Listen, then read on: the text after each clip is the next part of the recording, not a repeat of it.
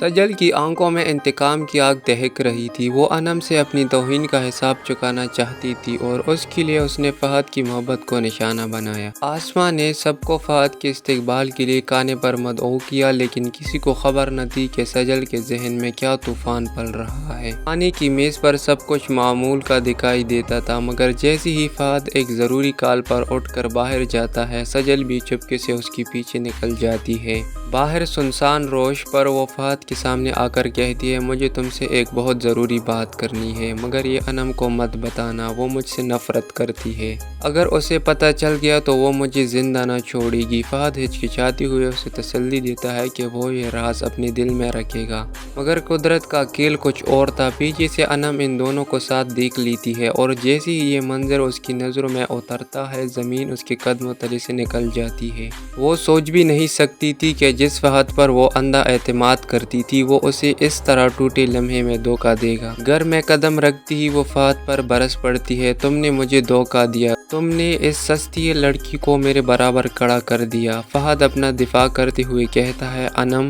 تم جو کہہ رہی ہو وہ سچ نہیں، سجل سے میرا کوئی تعلق نہیں۔ مگر انم کے زخم اتنے گہرے ہو چکے تھے کہ الفاظ مرہم نہ بن سکے۔ وہ چیخ کر کہتی ہے، میری آنکھیں جھوٹ نہیں بولتی، میں نے خود تمہیں دیکھا اور سنا۔